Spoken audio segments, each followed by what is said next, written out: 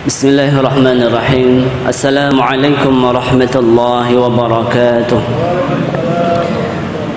Alhamdulillahi wa kafa, wassalatu wassalamu ala nabiyyil mustafa wa alihi ahli sidqi wal wafa, amma ba'd. Pengurus Masjid Jami yang saya muliakan, Bapak Ibu yang insyaallah semua diberikan keberkahan dan berikan rahmat Allah Subhanahu wa taala. Alhamdulillah, bersyukur kepada Allah Subhanahu wa taala.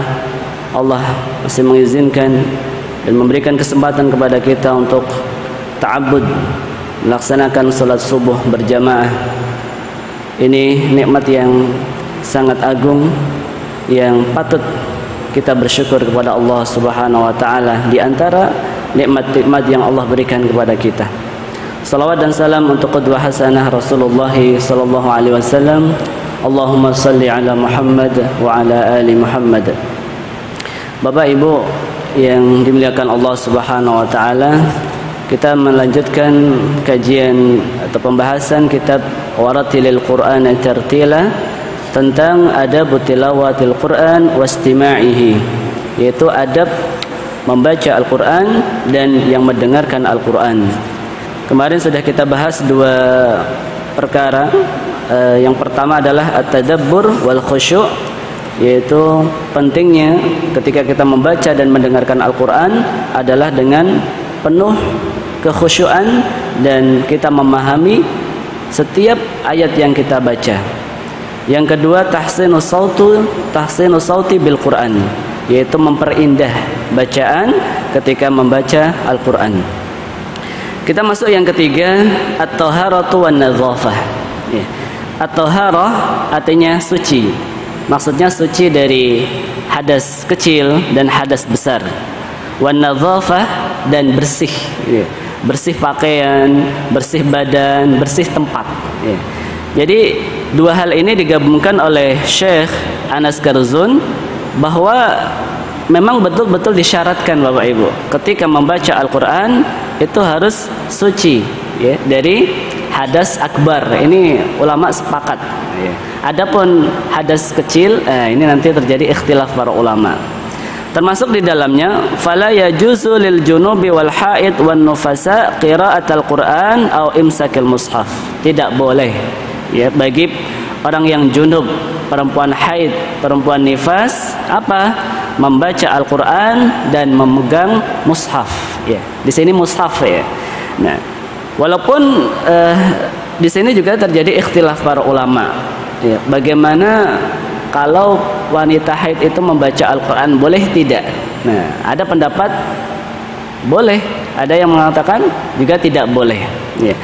Yang tidak boleh itu juga berdasarkan hadis Nabi, disamakan wanita yang haid, wanita yang nifas sama dengan orang yang junub. Ya, statusnya itu disamakan. Tetapi kalau pendapat kedua tidak bisa disamakan. Junub kalau sudah mandi selesai. Adapun haid ini butuh waktu yang lama. Ya, dia tidak bisa mandi dulu kecuali kalau sudah suci. Nah, inilah kemudian hukum itu berbeda. Ya.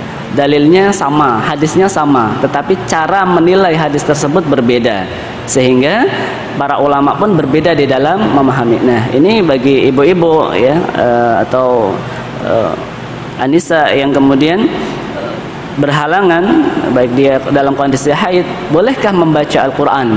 Nah, bagi pendapat pertama tadi tidak boleh karena disamakan dengan orang yang junub, ya, yang dia harus mandi besar karena dia memiliki hadas akbar, hadas yang besar. Tetapi bagi yang berpendapat boleh ya, karena yang junub dengan yang haid ini berbeda ya. Lagi-lagi masalah ikhtilaf. Nah, adapun memegang mushaf itu ulama sepakat tidak boleh ya. Baik yang junub ya, kemudian wanita haid, ini mushaf Bapak Ibu ya. Ini mushaf ya. Beda lagi dengan terjemah ya. Nah, ini terjemah para ulama berbeda. Ada yang mengatakan boleh. Jadi solusinya gimana kalau ibu-ibu haid ini berhalangan? Baca terjemah ya, baca yang terjemah. Tidak boleh pakai Al-Quran yang besar itu yang tidak ada terjemahnya ya. Kenapa dibolehkan? Karena setelah dihitung tulisan bahasa Indonesianya dengan Al-Quran itu sendiri lebih banyak tulisan bahasa Indonesia atau lebih banyak bahasa terjemahnya.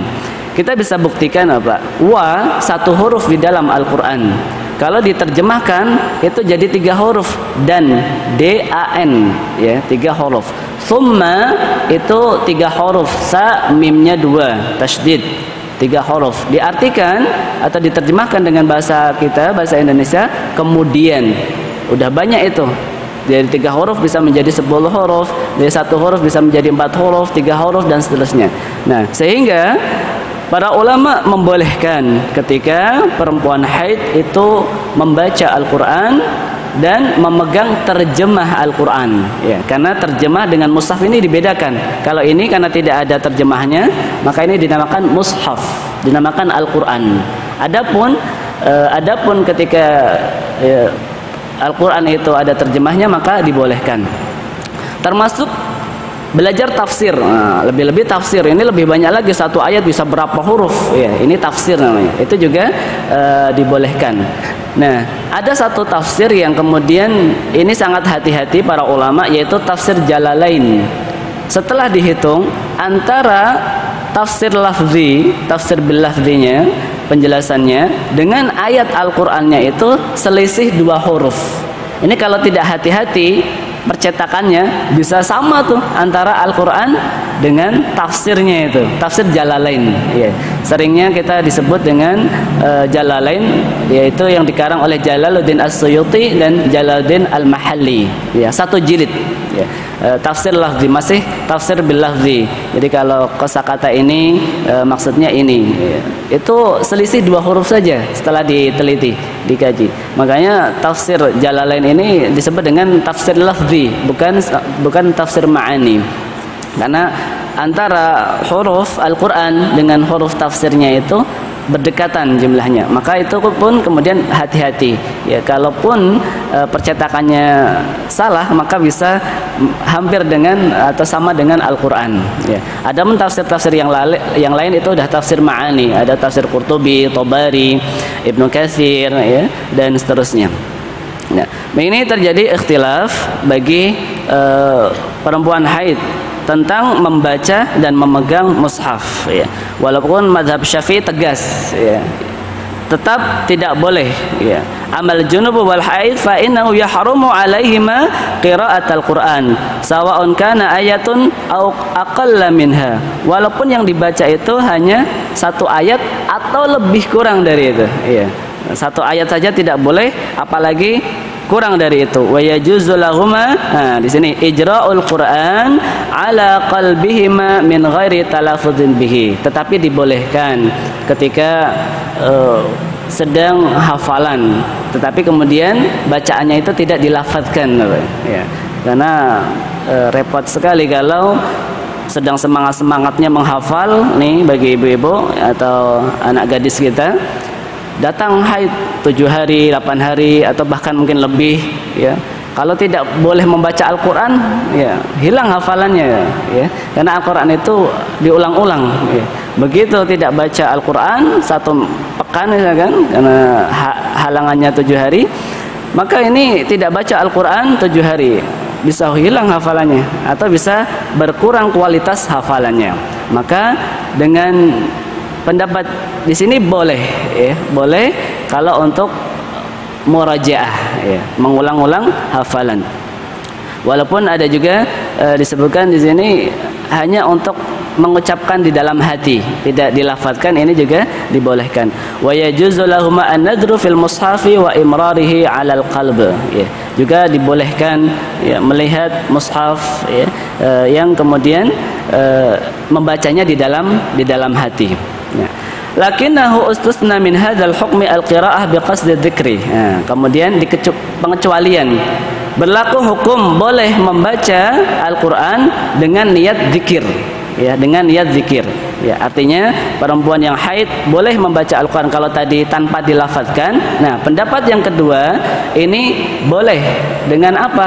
Dengan niat zikir, tidak niat membaca Al-Qur'an.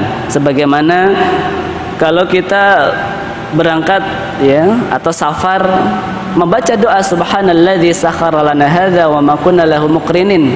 Itu kan ayat Al-Qur'an, ya. Boleh tidak? Boleh, ya. Karena kita tidak niat untuk membaca Al-Qur'an, kita niatnya untuk berdoa, doa safar, doa untuk bepergian, ya. Juga doa-doa yang lain, bismillahi majriha wa mursaha, itu kan doa yang diambil dari ayat-ayat Al-Qur'an. Nah, ini dibolehkan ketika niatnya itu untuk biqasdi dzikri, untuk niat zikir, ya. Nah, bagaimana dengan hadas yang kecil?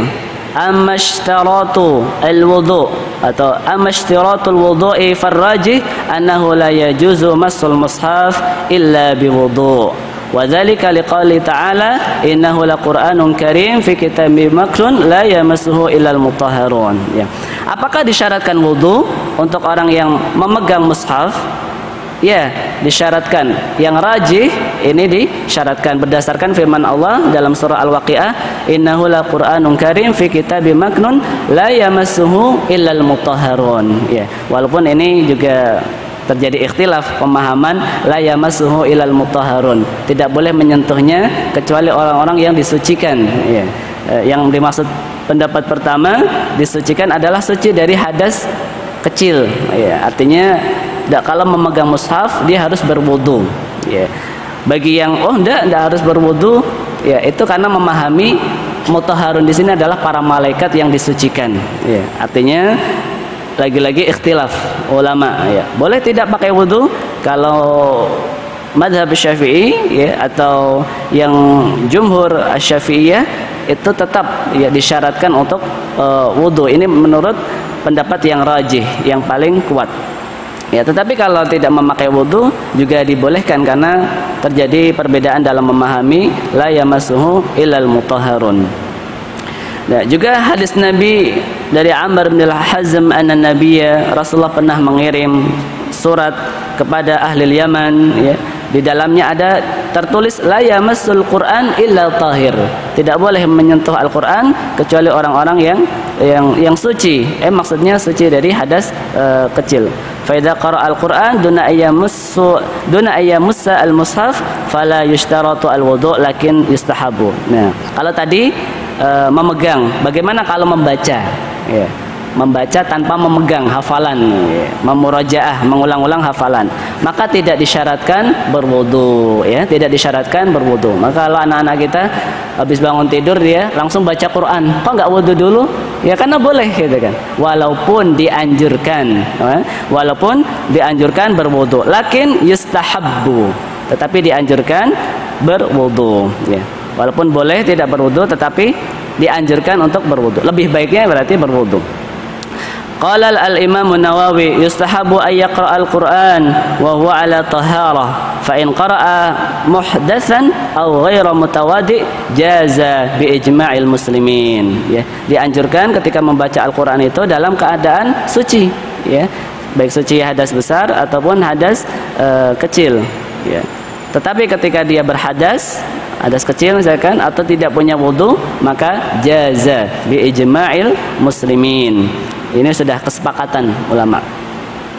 Termasuk dianjurkan juga ketika membaca Al-Qur'an di tempat yang nazif, tempat yang bersih, ya.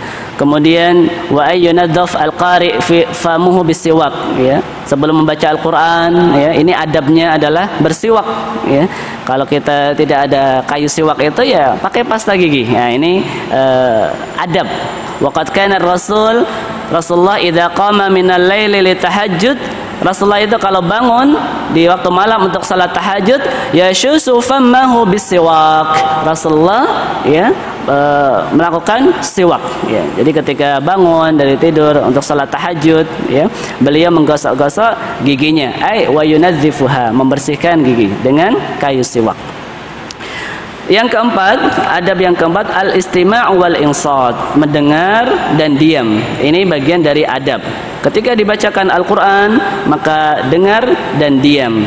Dalilnya surah Al-A'raf ayat 204. Wa idza quri'al Qur'an fastami'u lahu wa ansitu la'allakum turhamun. Apabila dibacakan Al-Qur'an, dengar dan diam supaya mendapat rahmat. Nah, kemudian ada pertanyaan, ya, bagaimana kalau ada seseorang membaca Al-Qur'an kuat-kuat, ya, sementara kondisinya sedang sibuk, ada orang yang sedang ngobrol di situ, ada orang yang sedang berdagang. Nah, maka ini adabnya yang membaca Al-Qur'an itu tidak boleh kuat-kuat, ya, tetapi membaca dengan bacaan yang pelan, yang cukup dia mendengar bacaannya, ya. Tidak boleh kemudian kuat-kuat, ya, karena nanti pendengar itu akan sibuk dengan urusannya, sementara adabnya kan mendengar dan diam. Ya, kalau dia kuat-kuat berarti kan dia harus mendengarkan, ya, mendengarkan qari yang membaca itu. Nah, ini bagian dari adab ketika seseorang membaca Al-Quran, maka melihat kondisinya, ya. Kalau kondisinya ada yang sedang zikir, ada yang sedang sholat, maka cukup pelankan, kita yang tahu, ya. Nah, ini hati-hati ketika membaca Al-Quran, harus diperhatikan adab. Walaqad kana al-musyrikun ya'tamiduna raf'a aswatihim. Ya, ini kebiasaan orang musyrik dulu, Bapak Ibu. Mereka sengaja mengeraskan suaranya, ya, mengeraskan suaranya, tapi tidak untuk membaca Al-Qur'an, untuk bercanda, ya, bercanda. Tujuannya apa? Lisaddi an sima'il Qur'an, supaya dengan mereka, ya, bicara kuat-kuat, ya, bercanda keras-keras, itu apa? Para sahabat tidak mendengarkan bacaan Al-Qur'an, ya. Dhanna minhum annahum yamna'una ta'atharan nasi bi ayati wa balaghatihi. Ya, ini kebiasaan orang-orang musyrik, mereka sengaja mengeraskan suaranya untuk bercanda dan seterusnya, supaya apa? Bacaan Al-Qur'an itu tidak terdengar oleh kaum muslimin. Wa qala alladziina kafaru la tasma'u li hadzal Qur'an, dikuatkan dengan firman Allah, dan orang-orang kafir berkata, la tasma'u, jangan dengarkan Al-Qur'an ini, wal aghu fihi wa alghaw fihi, dan, ya, palingkanlah la'allakum taghlibun, supaya kalian termasuk orang-orang yang menang. Jadi mereka beranggapan kalau mereka menghalang-halangi seseorang mendengarkan Al-Quran, mereka bisa menang, ya. Tapi ternyata kaum muslimin, disebutkan di sini, semakin yakhsha'una inda sima'il Quran, semakin khusyuk dia mendengarkan Al-Quran. Wa idza sami'u ma unzila ila rasul, dan ketika mereka mendengar bacaan-bacaan yang diturunkan kepada Rasul, tara a'yunuhum, kamu melihat air mata mereka, tafidhu minad dam'i, mengalir, mimma arafu minal haq, karena perkara-perkara yang mereka ketahui kebenarannya dari kitab-kitab mereka. Ini ayat turun untuk orang-orang Najazi, ya, orang-orang Najasyi dan para sahabatnya. Ketika Ja'far bin Abu Talib membacakan Al-Quran, Masya Allah, mereka menangis, ya. Mereka menangis. Kenapa menangis? Karena mereka membenarkan isi bacaan, isi maknanya sesuai dengan kitab yang mereka dapatkan terdahulu, ya. Maka dalam riwayat disebutkan Raja Najasyi ini masuk Islam, ya. Raja Najasyi ini masuk Islam, dan Rasulullah menyolatkan ketika mendengar Raja Najasyi meninggal dunia.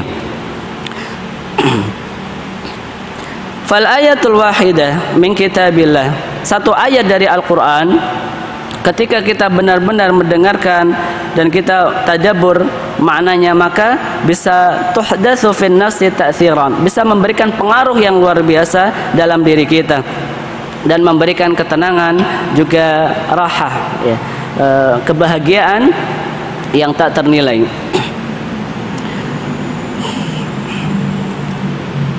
Berikutnya, Bapak Ibu, yang kelima adalah al-isti'adzah wal basmalah. Ya, ini bagian dari adab, membaca a'udzubillahi minasyaitonirrajim dan bismillahirrahmanirrahim.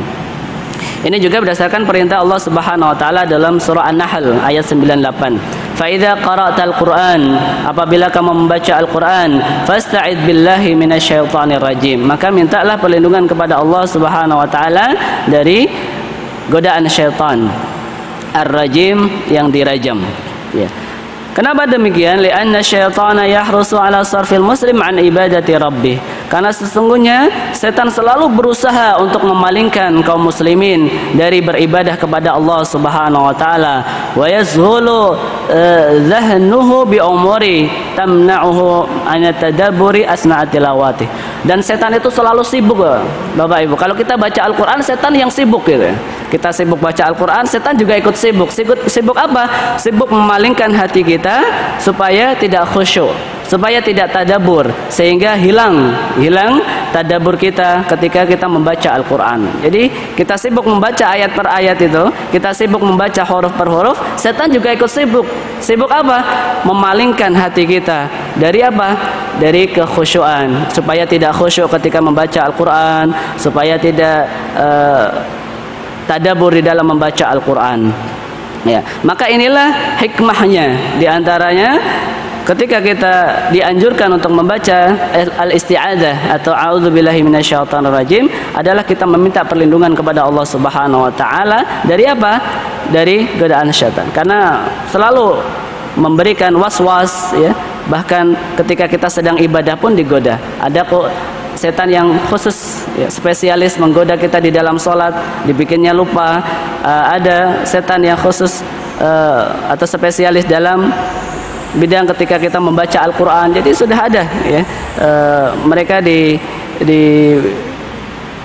dibuat untuk membuat was-was dalam ibadah kita. Hatta ketika kita sedang ibadah pun kita diberikan bisikan-bisikan. Kemudian apa hikmahnya ketika kita membaca basmalah? Ya. Wa kama tustahabu al-isti'adzah inda tilawah tustahabul basmalah. Ya. Kemudian juga dianjurkan membaca basmalah sebagaimana dianjurkan membaca al-isti'adzah. Ya, khususnya di setiap awal surat, ya, kecuali surah Bara'ah. Makanya kalau kita lihat di surah Bara'ah itu tidak ada tulisan basmalahnya. Bahkan ulama mengharamkan membaca basmalah di awal surah At-Taubah atau surah Bara'ah. Ya. Adapun di surat-surat yang lain sunnah, ya, dianjurkan membaca basmalah. Apa di antara hikmahnya? Di antara hikmahnya adalah kita meminta kepada Allah Subhanahu wa taala kebaikan-kebaikan. Kalau tadi isti'adzah itu meminta perlindungan kepada Allah ya, agar dilindungi dari keburukan-keburukan ya, agar dihindari dari keburukan-keburukan. Adapun basmalah adalah kita meminta kebaikan kepada Allah Subhanahu wa taala. Yang terakhir, ad-du'a indal khatmi, membaca doa ketika menghatamkan Al-Qur'an. Ini termasuk sunnah dan bagian dari adab. Ya. Yustahabu lil abdi idza wafaqahu Allah taala li khatmil Qur'anil Karim ay yashkura rabbahu wa yad'uhu wa yatadarra'u ilaihi. Dianjurkan bagi seseorang ketika menghatamkan Al-Qur'an hendaklah dia bersyukur kepada Allah Subhanahu wa taala dan berdoa kepada Allah Subhanahu wa taala. Qala al-Imam Nawawi yustahabu ad-du'a inda khatmi istihbaban muta'akkidan syadidan. Jadi menurut Imam Nawawi rahimahullah taala, murid Imam Syafi'i, beliau mengatakan dianjurkan doa ketika menghatamkan Al-Qur'an adalah anjuran yang sangat kuat, anjuran yang sangat kuat. Maka Bapak Ibu, di antara adab ketika kita menghatamkan Al-Qur'an adalah kita berdoa memohon keberkahan kepada Allah Subhanahu wa taala, dan itu salah satu juga bentuk syukur kita kepada Allah. Yustahabu huduru majlis khatmil Quran. Nah, ini juga dianjurkan untuk menghadiri majlis hatam Al-Quran. Ya, ada teman kita hatam Al-Quran, ya, kasih tahu ya nanti kalau hataman, ya, saya akan hadir, masya Allah. Ini juga anjuran istihbaban muta'akkidan, anjuran yang sangat kuat. Ya, ada satu majelis menghatamkan Al-Quran, kita hadir di situ. Ini juga bagian dari sunnah. Rawahu Tabrani an Tsabit anna Anas bin Malik, sesungguhnya Anas bin Malik kana idza khatama Al-Quran, ketika beliau menghatamkan Al-Quran, ini tradisi beliau, kebiasaan beliau, jama'a ahlahu, beliau kumpulkan keluarganya. istrinya, wa waladahu dan anak-anaknya, fada'a lahum. Jadi dikumpulkan keluarganya kemudian berdoa, ya. Ini tradisi para salafus saleh, para sahabat. Anas bin Malik ketika menghatamkan Al-Qur'an adalah dia mengumpulkan keluarganya dan berdoa. Ya. Kenapa demikian? Karena disitulah tanazzalur rahmah. Rahmat itu turun. Rahmat itu turun. Dalam riwayat yang lain an Sufyan Ats-Tsauri mengatakan, "Idza khatama ar-rajulu al-Qur'an." Ketika seorang menghatamkan Al-Qur'an, qabbalal malaku baina 'ainaihi, masyaallah. Malaikat akan berada dekat dengan matanya, dengan penglihatannya. Artinya selain dihadiri para malaikat, ya, malaikat mengaminkan doa kita, ya. Ada malaikat itu, ya, pas di depan pandangan kita, ya. Cuma karena kita tidak diberikan, ya, basirah untuk bisa melihat malaikat, ini hanya sebagai kabar saja bahwa malaikat itu sangat dekat dengan kita.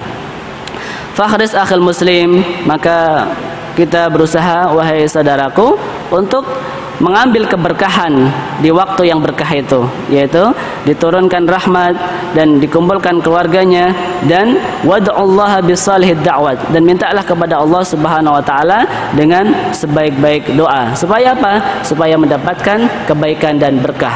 Semoga bermanfaat. Subhanakallahumma wa bihamdika asyhadu an la ilaha illa anta astaghfiruka wa atubu ilaik. Wassalamualaikum warahmatullahi wabarakatuh.